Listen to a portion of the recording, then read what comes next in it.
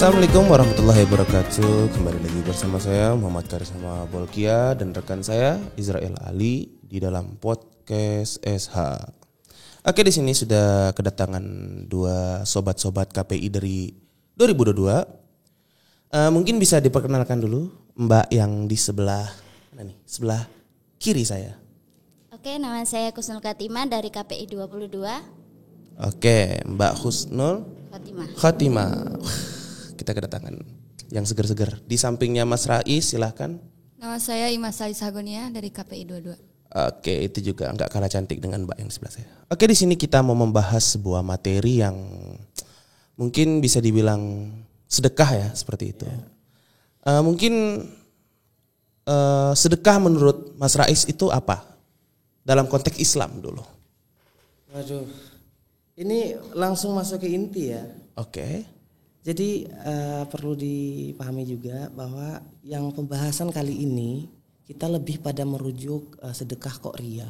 Jadi kalau untuk secara definisi dari sedekah itu adalah sedekah adalah sesuatu yang diperintahkan oleh Allah Subhanahu wa taala dalam melakukan suatu kebaikan atau memberi apa yang kita miliki. Ketika kita memberikan kepada orang lain, itu kita sudah bersedekah kepada orang tersebut. Baik senyuman maupun perbuatan kita itu merupakan sedekah yang kita berikan kepada orang tersebut. Nah, itu untuk sekedar definisi saja, Mas, kalau untuk mengenai sedekah. Tapi saya harap kita masuk lebih pada konteks pembahasan yang lebih lebih intens lagi mengenai sedekah itu. Mungkin dari teman-teman ada yang mau menanggapi atau mau menambahkan sedikit? Tadi membahas tentang apa? Sedekah itu ria ya? Ya, bisa jadi ria, sum'ah juga. Sum'ah, ria atau? Iya.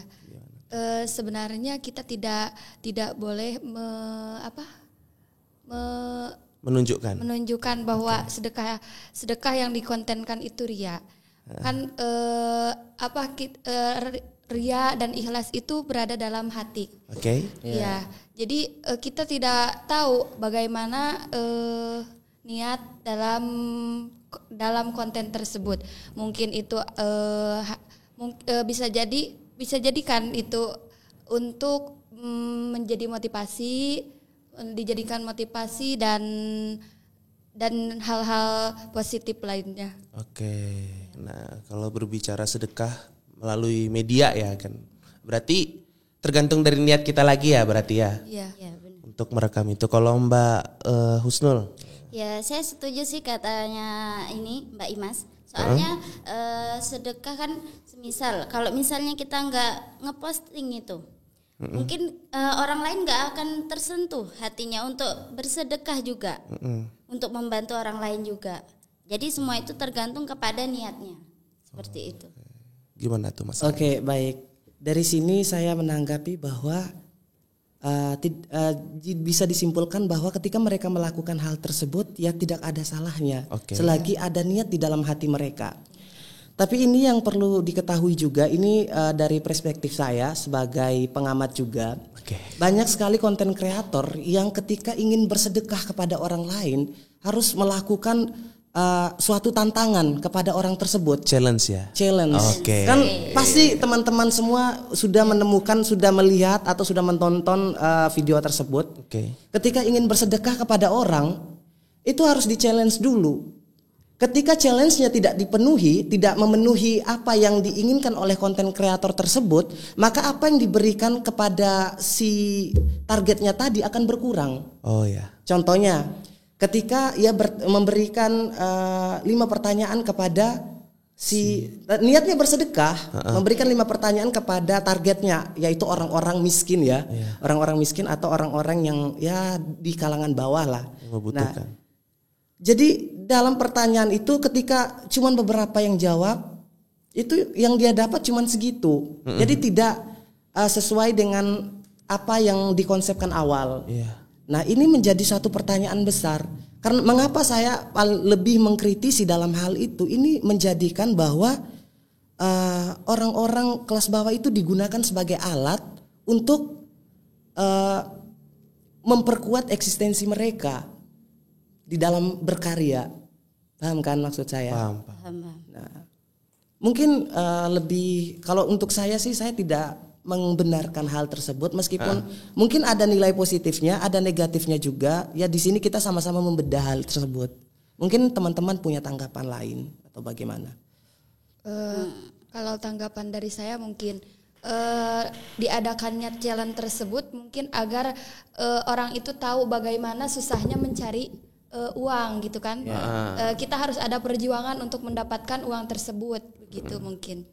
Iya benar juga ini Allah ini mengasih rezeki kepada umatnya itu tuh juga harus banyak berupa tantangannya. Semisal ketika dia jualan belum tentu dia akan laku terus.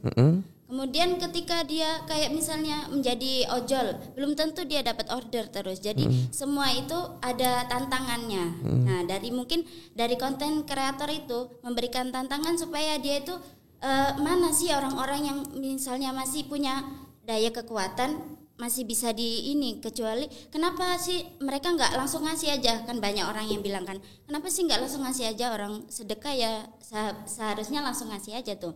Kenapa sih nggak langsung ngasih? Yaitu ya mereka melihat mana-mana orang-orang yang masih bisa melakukan tantangan gitu, mana-mana yang masih punya fisik yang kuat, gitu, seperti itu. Tapi kan di sini konteksnya itu yang Mbak Usnul katakan tadi itu sedekah kan, memberikan.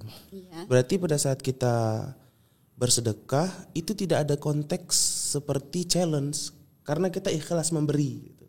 Tapi yang Mas Rais tadi sampaikan, kenapa di sini pada saat kita mau bersedekah harus ada dikasih challenge atau tantangan seperti itulah. Nah, jadi kan ini macam konteksnya bukan sedekah gitu berarti kan. Memang betul-betul tujuannya kita mau konten gitu, mau cari apa ya? Mau cari nama lah itu gitu. Jadi kan kayak gitu. Nah, itu juga kita bingung. Jadi itu hitungannya apakah dia ria atau seperti apa gitu. Nah, seperti itu. Jadi kalau saya tangkap sendiri, ada yang itu kalau sedekah meskipun dia melakukan konten, ya itu dalam konteks ibadah itu masuk dalam kategori tersebut. Okay. Tapi ingat di dalamnya itu ada yang namanya sum'ah. Sum'ah itu adalah ketika melakukan suatu kebaikan itu pengen didengar oleh orang lain ataupun pengen dilihat oleh orang lain. Jadi semata-mata ingin mendapatkan pujian dari banyak orang. Contohnya ketika seseorang melakukan kita paham, kita bisa memahami ketika banyak sekali komen dari netizen ya. Wah, mulia sekali hati orang ini, mulia sekali. Ada juga yang kontra dengan hal tersebut. Nah, ini kan menjadi suatu perbincangan yang hangat juga kalau kita bedah masalah ini. Kok bisa seperti ini? Nah, tetapi yang perlu saya di sini tidak menjustifikasi bahwa mereka salah, tidak. Tetapi di sini karena sebagai pengamat kita melihat kok model jalurnya seperti ini, kok konsepnya seperti ini. Nah, ini yang mungkin yang saya resahkan selama ini ketika saya melihat konten kreator sekarang ketika ingin mencari bahan untuk membuat konten harus memanfaatkan orang lain yang ya anggaplah lebih di bawah dari mereka untuk dijadikan bahan untuk tontonan atau konten yang bisa dikatakan edukatif juga, bisa dikatakan tidak juga. Itu kan sifatnya memperdaya. Gimana teman-teman? Mungkin ada sisi negatifnya juga. Iya, ada sisi negatif. Ya, ada sih. Sisi negatif dan positifnya. Mungkin negatifnya mungkin seperti merendahkan yang bawah. Ya. Jadi mereka merasa dirinya tinggi, jadi melakukan hal seperti demikian kepada yang tidak mampu. Oke. Aku sedikit tercengang ya, kayak speechless ya ketika saya sempat nonton satu sinetron. Jadi mungkin sinetron jadul ya, tapi mungkin dari kalangan Gen Z kita seperti ini, Gen Z maupun generasi Alpha, mungkin tidak tertarik dengan film tersebut. Yaitu Para Pencari Tuhan. Nah, ini saya paling suka nonton itu. Kenapa? Jadi di dalam film sinetron tersebut mengkisahkan ada orang kaya dan juga ada orang miskin. Nah, orang kaya ini, beliau itu dermawan, rajin bersedekah. Tetapi sebelum ia bersedekah, ia omelin dulu orang miskin, baru dia bersedekah. Nah, sementara orang miskin tadi, mereka sudah tidak punya apa-apa tapi pandai berbohong, pandai berdusta. Nah, jadi suatu ketika si orang kaya tadi dia iri kepada orang-orang miskin tersebut. Dia bilang begini, saya iri kepada kalian. Loh kenapa? Kenapa iri kepada kami? Kami kan orang miskin tidak punya apa-apa. Jadi katanya begini, kalian kalau makan, kalian tidak perlu melihat di samping kiri atau di kanan kalian. Karena kalian saja kurang untuk makan. Sementara saya kalau mau makan, saya harus melihat samping kiri atau samping kanan. Saya melihat mungkin ada tetangga saya yang belum makan. Karena di dalam harta saya ada hartanya mereka. Jadi ketika saya makan dan di samping saya ada orang yang kelaparan, saya zolim kepada mereka. Jadi dia membandingkan antara orang kaya, dirinya sebagai orang kaya dan orang-orang miskin tadi. Jadi ia iri kepada orang miskin. Nah dalam konteks ini, jadi bersedekah yang sesungguhnya mungkin yaitu sedekah yang betul-betul tidak tidak dicampur adukan antara kepentingan diri sendiri, melainkan ini dilakukan untuk ibadah kepada Allah Subhanahu wa taala. Mungkin seperti itu. Kalau mungkin teman-teman punya sesuatu yang secara historis yang bisa diceritakan mengenai sedekah atau yang dilakukan oleh para ulama-ulama pada, mungkin kita bisa sharing-sharing santai aja, kita ngobrol santai aja. Gimana tuh? Mungkin ada dari teman-teman yang punya. Ini kan seperti di TikTok itu Ustadz apa ya namanya lupa. Itu kayak dia tuh itu kan dibikin konten memberi memotivasi kayak anak jalanan yang ada di Jakarta, yang ada di yang seperti itulah, yang banyak di jalan-jalanan. Mungkin itu dalam kita kalau melihat itu memang baik ya. Bahkan yang anak jalanan itu banyak yang tersengang, banyak yang sampai nangis mendengar motivasi, mendengar ceramahan Ustadz tersebut. Apakah mungkin kita juga bisa melihat sisi negatif dalam hal tersebut? Gitu mungkin. Oke. Jadi ini ceritanya ada 2 topik berarti ya. Jadi konsep awal yang kita bahas tadi mengenai sedekah dan dimasuki lagi dengan sesuatu yang baru. Ya, bagaimana? Maksudnya di sana juga terdapat sedekah, dia itu memberi awalnya misalkan wanita-wanita yang kupu-kupu kayak gitulah berpakaian kupu-kupu. Kupu-kupu enggak tuh? Berpakaian rok mini seperti itu. Namun setelah itu beliau memberikan sebuah baju gamis dan kerudungnya lengkap seperti itu. Itu kan menjadi konten juga. Konten memberi tapi sebelum memberi diberikan ceramah dulu. Oke. Mungkin dari langsung ditanggapi atau gimana? Kita saling melempar saja? Iya, kita melempar saja. Kita mengalir. Oke, mungkin baik ya.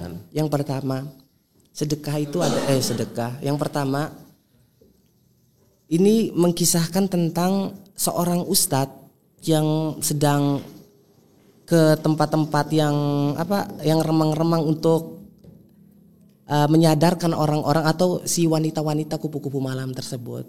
Yang paling penting yang kita perlu garis bawahi adalah hidayah itu adalah milik Allah Subhanahu wa taala. Ketika mereka melakukan meskipun melakukan konten atau apapun, ya itu kalau sama seperti yang tadi, itu ada nilai edukatifnya juga. Jadi orang yang melihat itu, oh ternyata seperti ini, oh ternyata seperti ini. Sama dengan yang kita pembahasan awal tadi. Jadi ingat yang paling penting itu adalah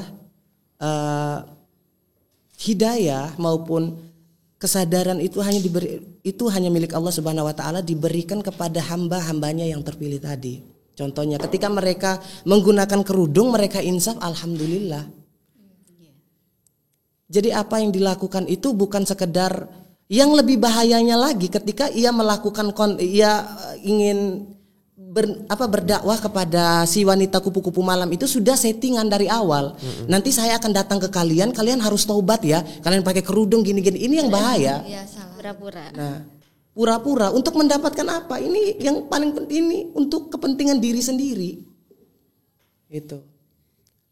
Nah, jadi menipu masyarakat, jadi mendominasi kepada lapisan masyarakat. Masyarakat taunya oh ini suatu perbuatan yang sangat mulia. Tetapi di dalamnya itu sudah ada kong kali kong sama si wanita kupu-kupu malam tadi. Saya akan bayar kalian segini, kalian harus nurutin apa yang saya mau. Contohnya kalian nanti saya pura-pura berdakwah dan kalian nanti pura-pura insaf. Itu yang paling bahaya sih. Nah, selebihnya kita mungkin bisa ambil dari sisi baiknya juga, sama dengan kayak tadi itu, kayak kita membahas tentang sedekah yang dikontenin, kita ambil sisi baiknya juga, tapi jangan semuanya kita jangan semuanya kita terima begitu saja, tetapi jadi kita harus disaring dulu sebagai. Memang mungkin untuk para pelihat itu bagus ya kelihatannya, tapi mungkin untuk sebagai korban misalkan ada yang itu settingan, mungkin itu sangat mengganggu. Iya, pasti mengganggu. Iya, nah, karena itu tuh gini, ada sedekah 5 sedekah yang tidak diterima. Yang pertama yaitu adalah mengandung penipuan. Yang kayak tadi, misal cuma kayak di setting gitu. Yang kedua yaitu adalah sedekah yang ingin ini terus. Kita sedekah tapi diungkit-ungkit terus. Aku loh sedekah gini. Terus yang ketiga itu adalah sedekah ingin ria, pamer. Sedekahnya berapa gitu, tapi bilangnya berapa gitu, pamer. Nah, kemudian sedekah dengan hal-hal yang buruk. Bersedekah tapi dengan hal yang buruk lah. Kemudian bersedekah karena dipaksa. Jadi dia itu tuh terpaksa apa enggak melakukan sedekah tadi. Kita lihat dulu kontennya itu seperti apa. Apakah mencakup 5 tadi? Kalau mencakup 5 ya berarti memang orang yang disedekahi memang ini merasa kayak terzolimi banget. Hanya dibuat seperti settingan belaka kayak gitu. Ya, betul sekali. Jadi kita masih di dalam konteks sum'ah juga ya. Jadi ternyata sum'ah itu dibagi menjadi 2. Ada yang pertama itu adalah tasmi'us siddiqin, yang kedua tasmi'ul kazibin. Jadi ada siddiq dan juga ada kazibin. Nah, yang pertama itu yang siddiqinnya, tasmi'us siddiqinnya adalah sum'ah yang mengandung kebenaran. Jadi contohnya ketika seseorang membaca Al-Quran dengan nada yang keras, dengan niatan supaya orang lain mendengar apa yang dibacakan olehnya, ternyata itu mengandung sum'ah juga. Dan ada juga yang mengandung dusta. Wah, apalagi di bulan Ramadan ya, ketika berdusta di bulan Ramadan. Ada dalam salah satu kitab Wasiatul Mustafa di mana Rasulullah Shallallahu Alaihi Wasallam berwasiat kepada Sayyidina Ali. Jadi isinya seperti ini: Man shoma Ramadana wajtanabal harama fihi wal buhtana radiya anhur rahmanu wa aujaba lahul jinana. Barang siapa yang berpuasa di bulan Ramadan, menjauhi barang haram, meninggalkan dusta, maka Allah Subhanahu wa taala akan memastikannya akan surga. Jadi di dalam wasiat Rasulullah Shallallahu Alaihi Wasallam tidak terlepas dari yang namanya dusta. Dusta apapun, sekecil apapun dusta itu, dalam maupun kecil sekali dusta itu harus dijauhkan, karena itu bisa juga entah bisa mengurangi pahala puasa kita atau menghilangkan pahala yang diberikan oleh Allah Subhanahu wa taala yang dijanjikan kepada hambanya. Itu yang perlu kita garis bawahi juga. Mungkin ada tanggapan lagi dari teman-teman atau mungkin dari operatornya sendiri, Mas Isma, gimana? Ada nggak sih pertanyaan-pertanyaan? Mungkin kita saling sharing aja. Ya, yang tadi mungkin apa solusinya bagi untuk kita melewati atau menghadapi yang konten-konten yang settingan begitu. Kan kalau kita sebagai pelihat itu kan fine-fine aja kan. Tapi bagaimana bagi yang settingan itu, bagi yang terzolimi bagaimana mengatasinya begitu mungkin. Kita mencari cara untuk itu atau mencari solusi atau tanggapan untuk itu. Oke. Bagaimana? Mungkin kalau untuk hal masalah sedekah settingan ya, kayak gitu. Itu salah satu hal yang mungkin bagi orang yang pertama kali kena ya mungkin oke, masih fine gitu kan. Tapi untuk pada saat kedua kalinya ya mungkin kalau bisa menolak atau berbicara bahwasanya jangan sampai melakukan hal seperti ini gitu.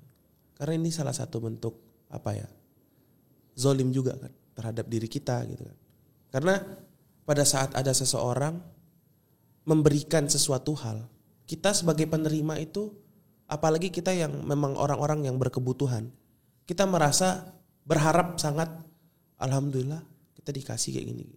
Tapi pada saat pemberian itu tidak sesuai sama atau apa yang dia berikan pada kita tidak sesuai, walaupun kita bersyukur ya, tapi kan juga ada ngerasa sakit hati kayak gitu kan. Karena apa tadi, ada kebohongan, ada kedustaan lah dalam itu. Lalu kita cari cara bagaimana gitu mengantisipasi agar tidak ada konten yang di luar settingan. Maksudnya ada settingan dulu sebelum melakukan konten gitu. Wah, oke. Yang paling penting sih, yang paling utama, terutama netizen ya, atau kita semua ini adalah netizen sebenarnya.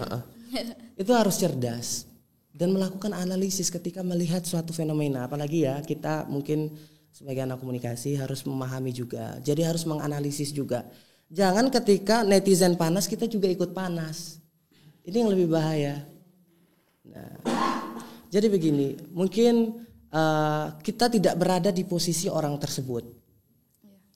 Seandainya kita berada di posisi orang tersebut, mungkin kita akan melakukan sesuatu yang berbeda. Seandainya tidak terdesak dengan keadaan. Contohnya seperti ini. Rasulullah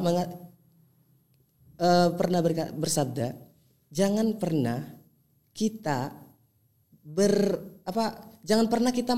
menasehati orang yang sedang kelaparan. Jadi di dalam ini ada konteksnya dakwah bil hal. Jadi dakwah dengan sesuatu. Contohnya Mas Isma lapar nih. Saya ceramah di depan dia. Kamu ini kufur kamu dengan Allah Subhanahu wa taala, kamu itu harus bersyukur Allah Subhanahu wa taala masih memberikan kamu nafas. Dia ini sedang lapar. Jadi tiba-tiba kita menceramahi dia. Jadi dia tidak akan masuk di otaknya. Jadi yang terpikir di benaknya itu adalah saya lapar. Betul. Maka ada yang namanya konteksnya yaitu dakwah bil hal, dakwah dengan sesuatu. Kamu kasih dulu ke dia makan dulu baru ngasih tahu. Bro, kita ada Tuhan. Nah, jadi itu yang membuat terkadang orang-orang itu tidak memikirkan hal tersebut, tidak sampai ke situ. Jadi sehingga apapun yang dilakukan itu, ya orang-orang jangan salahkan orang tersebut yang disasari ketika ya itu bisa membangkang kepada kita atau kepada dia dan kamu dan sebagainya. Ketika kamu melakukan sesuatu yang tidak sesuai dengan apa yang terjadi dengan keadaannya hari ini. Makanya perlunya analisis itu. Makanya sebagai netizen kita juga harus cerdas dalam memilah sesuatu ya. Jangan ketika netizen panas kita panas. Itu. Mungkin Mbak Husnul bisa menambahkan atau punya gagasan baru.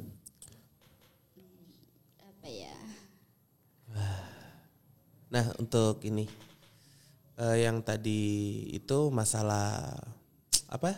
Kamu tanyain? Cara mengantisipasi ini sedekah yang disetting. Nah, untuk hal itu tuh untuk mengantisipasinya tuh sebenarnya tuh sulit ya. Iya benar. Iya benar. Gak ada cara.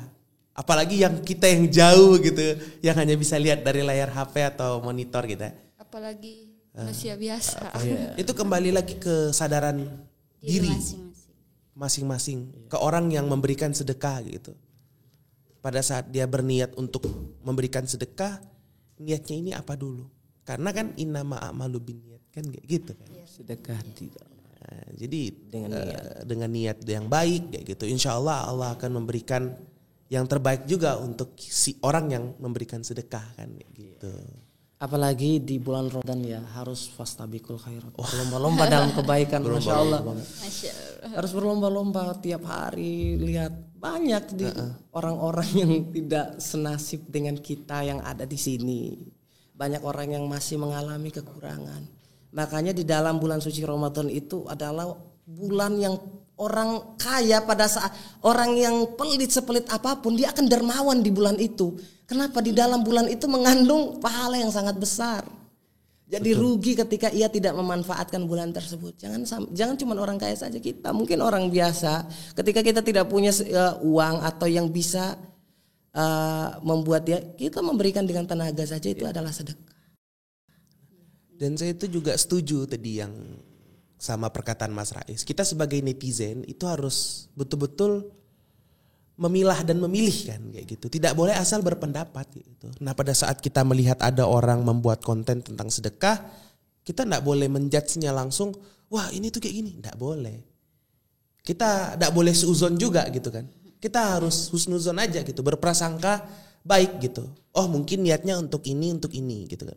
Mungkin ada dari beberapa orang setelah menonton konten sedekah seperti itu, kita tidak tahu hati seseorang langsung berubah kan.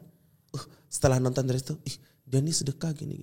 Apalagi mungkin pada saat dia berkonten, dia memberikan makna definisi bersedekah dan bersedekah di bulan Ramadan kan, kita nggak tahu. Orang langsung bergerak hatinya kayak gitu.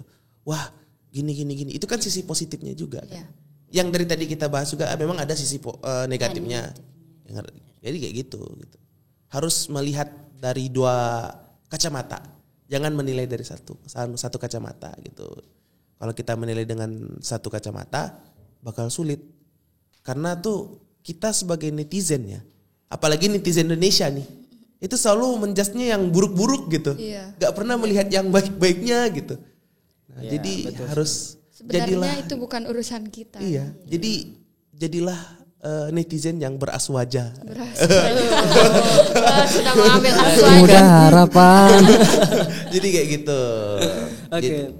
Jadi benar juga sih. Maksudnya ada untuk sekarang ya, entah kenapa ketika ingin melakukan sedekah harus kenapa ya? Netizen juga harus melihat dulu si orang ini melakukan sedekah baru dipuji. Ada satu artis atau bisa juga konten kreator yang dibenci seluruh Indonesia, pasti teman-teman tahu semua, perempuan yang sering nyinyir di media sosial pasti tahu kan.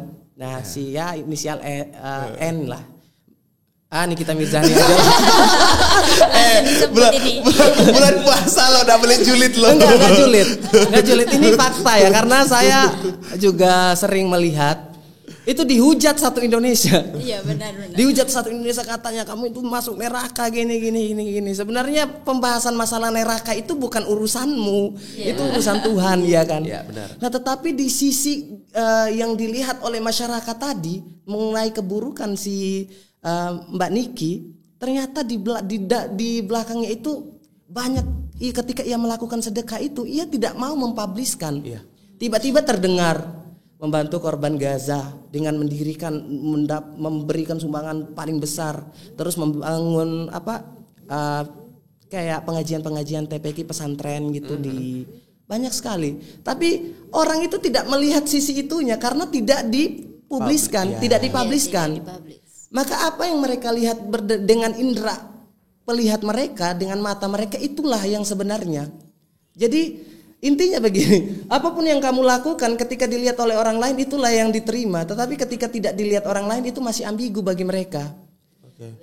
Makanya itu yang masih dalam kebingungan juga ya kita sebagai, ya kalau kita mau cerdas ya netizen juga barbar. Kalau nggak cerdas habislah kita ditimpa. Jadi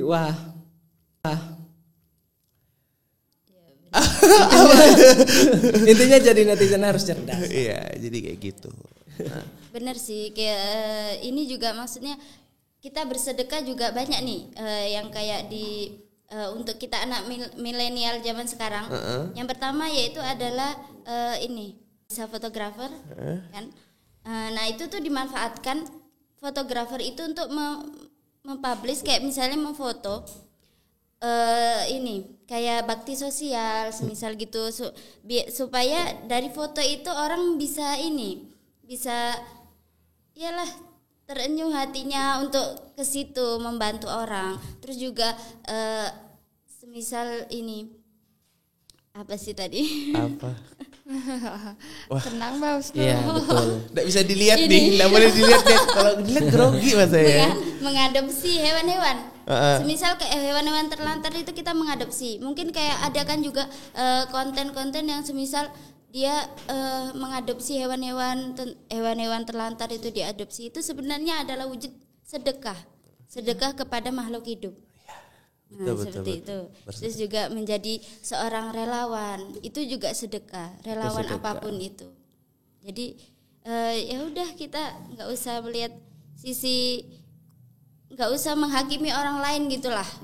Kita harus melihat gimana sih caranya kita bisa bersedekah tapi tidak sampai gimana gitu lah. Tidak mengeluarkan sisi negatif. Ya, Tapi tidak mencaci. Mungkin tuh bisa jadi gini juga sih, untuk orang-orang yang dia punya sedekah dibuatkan konten, mungkin itu bisa menjadi apa sih namanya? Dokumentasi dia lah. Dokumentasi dia untuk kedepannya kayak gitu kan. Sorry ada kesalahan teknis tadi. Gak apa-apa. Kalau saya pikir masjid loh tadi. Oke. Teknis tadi. Waduh. Kan kayak gitu. Mungkin ada lagi nih yang mau ditambahkan sebelum kita mengakhiri perjumpaan kita pada hari ini. Mungkin Mas Rais ada yang mau ditambahkan. Saya minta teman-teman memberikan kata-kata motivasi untuk teman-teman yang berpuasa gitu. Biar puasanya semakin semangat, melakukan hal kebaikan tuh semakin semangat gitu juga. Aduh, jam 11:09 aku udah loyo, Mas. Puasa setengah hari. Harus dapat semangat. Udah bentar dari lagi Husnul. itu. Mungkin Mas Rais silahkan memberikan motivasi untuk teman-teman. Oke, untuk para pendengar Esa ataupun sahabat Esa yang ada di rumah dan seluruh warga Indonesia, tetap semangat ya ketika menjalankan puasa, karena ini adalah momen yang sakral ya, yang cuma datang setahun sekali. Dan belum tentu bulan di tahun berikutnya kita bisa menjumpai Ramadan lagi. Jadi manfaatkan Ramadan kali ini, jadikan ladang pahala yang sangat besar. Dan yang paling penting karena kita membahas tentang sedekah, jangan lupa sedekah. Oke. Sedekah ya. Mbak Maimunah. Ya, dari saya mungkin semangat ya, karena sebentar lagi Idul Fitri. Dan sekarang sudah menginjak malam-malam Lailatul Qadar begitu mungkin ya. Jangan putus salat malam. Salat malam dan berzikir tentunya, dan jangan lupa tadi bersedekah. Masya Allah. Untuk Mbak Husnul. Ya intinya ya kalau misalnya mau bersedekah ya sedekahlah dengan yang baik-baik gitulah. Sedekah dengan yang semestinya. Jangan ingin dilihat orang lain gitulah.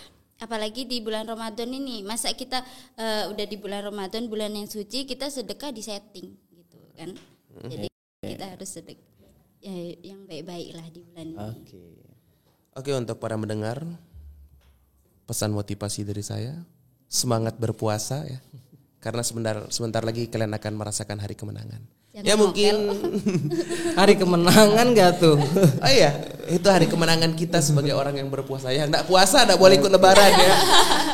Oke, mungkin cukup sekian. Terima kasih untuk teman-teman yang sudah hadir di sini sebagai pembicara. Mas Rais, Mbak Husnul, Mbak Imas. Oke, selamat apa nih? Sobat KPI dulu dong. Oh, Sobat KPI, oke. Oke, untuk kita biar makin semangat, Sobat KPI, inspirasi mahasiswa masa kini. Oke, saya Muhammad Karisma Bolkia, pamit undur diri. Wallahu muwaffiq ila aqwamit thoriq. Assalamualaikum warahmatullahi wabarakatuh. Waalaikumsalam warahmatullahi wabarakatuh.